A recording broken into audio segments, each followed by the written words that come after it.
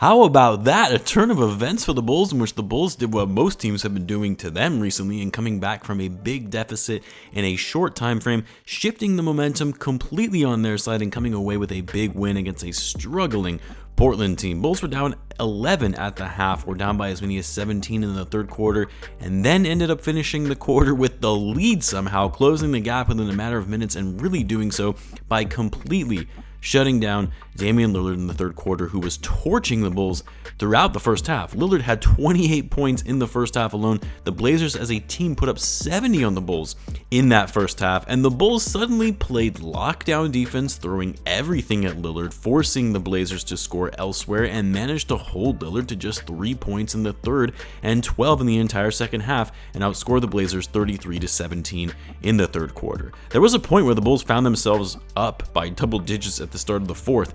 It was as if we were seeing a completely different Bulls team out there. The Blazers did make things a little scary for the Bulls, bringing it within 4 points in the final minutes, but Bulls had some bad turnovers and you weren't sure if they were actually going to blow their own lead that they had regained themselves, but no, they closed out and came away with the win. And this was a pretty good night for the Bulls because the Wizards lost, the Knicks also lost, and the Heat also lost. At the time of this recording, it's also looking like the Atlanta Hawks are going to lose. They're down double digits with a few minutes left in the fourth quarter.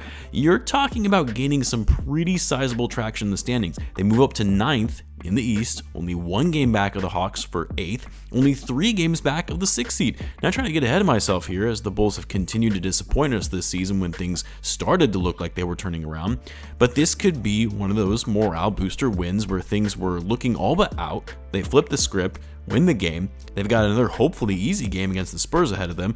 This is an opportunity for the Bulls to gain some headway. Again, we've been saying this a lot this season and thinking the Bulls were going to turn things around with a favorable schedule ahead of them, and then they would go on to lose to the Hornets and the Pacers. Let's just hope that things are a little bit different this time around. But anyway, by far and away, the most encouraging thing from this game was just how good Zach Lavine played. I guess Zach has been taking it a little personally, seeing all of these ridiculous trade proposals sending him to the Nets in exchange for Kyrie Irving. By the way, I'll have a video out on that tomorrow.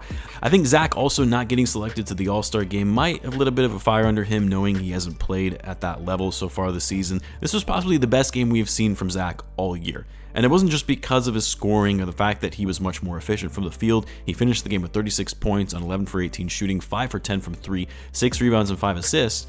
But it was more so the fact that he was aggressive, decisive, and Billy Donovan mentioned this post-game, he read the game very well. Like, that's the biggest knock on Zach Lavine, not even just this season, but for a good portion of his career. Not having the best awareness and IQ on the court, not the best decision maker in late game situations. Like, watching this game, there were so many times where I was cringing when Zach was handling the ball, thinking he's going to just throw up a contested shot or not recognize the open man or just screw it up somehow, careless turnover, whatever it is. No, he was focused, made the right plays, had some of the best shot selection I've seen from him all year, and he was also getting his teammates involved, moving the ball around. Just a phenomenal game from Zach Lavine. And look, if the Bulls are somehow going to turn their season around, somehow salvage this season based on what we have seen thus far, they need Zach playing like this every night. That's the other piece. Can Zach do this consistently? Because he's had some good games here and there, and then we'll follow it up with really bad ones. Zach also was a ridiculous plus 27 on the night in 37 minutes. By comparison, DeRozan was -4 and Vucevic was -1. The other thing I'll say about this game that was a pleasant surprise is normally when you see the Bulls fall behind in the way they did, falling behind by double digits, often the game plan just goes out the window and they just resort to hero ball, iso ball tactics to try and get back into the game, which rarely ever works. It did to an extent last season, but hasn't really panned out for the Bulls this year. But instead, you saw the Bulls maintain great ball movement. They were looking to make plays, run sets, playing actual smart basketball to try to get back into the game. And when you know it, it worked. Bulls had 32 assists tonight as a team. They got back into this game because they played team basketball. They recognized mismatches, went down low to Vucevic with Nurkic being out. Keep saying, feed Vuce when teams are going small. He's one of the better finishers at the rim when he's going against undersized centers. Vucevic finished the game with 23 points, 11 rebounds, and 4 assists. DeRozan, much more efficient night after what we've seen, a bit of a drop-off in the last few games. He was 10 for 16, 6 for 6 from the line, 7 rebounds, 7 assists, and a steal in the block. Dosunmu, another solid game for him. Back-to-back good games from Io. Hopefully, this will be a little stretch where where maybe he gets himself out of the sophomore slump, was great on both ends of the floor, especially in the second half and locking down Damian Lillard. Great help defense on the perimeter and in the drop step. Seems to be getting his 3-point shot back, which is great to see. He was 3 for 4 from 3, 5 for 8 overall with 13 points and 5 assists. Patrick Williams, he was questionable for tonight leading up to the game and then got the nod to play. Not the best game for Pat on offense, only 6 points, shots weren't falling, but he was aggressive in crashing the boards, which we've seen from him more recently, 7 rebounds, and he was a plus defender on the night, as we typically see from Pat.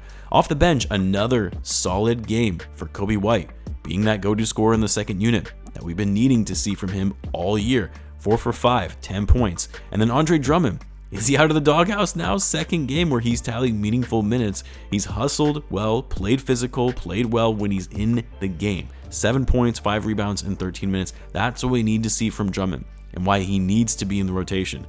Just to be that solid backup big behind Vucevic. He needs to be playing. Yeah, he's going to be making some boneheaded plays sometimes. That's just part of Andre Drummond's nature. But the Bulls don't really have many other options when it comes to size because we know Tony Bradley and Simonovic sure as hell aren't going to be getting playing time. Anyway, solid win. The only downside about tonight's win is that it's another loss for the Blazers, which the more they lose, the less likely that lottery protected pick that they owe the Bulls will convey. But whatever, I'll take the Bulls getting a win at the very least. The Bulls are off until Monday when they'll be taking on the Spurs. Need to get that win against a team that is 14-39 in full tank mode at this point.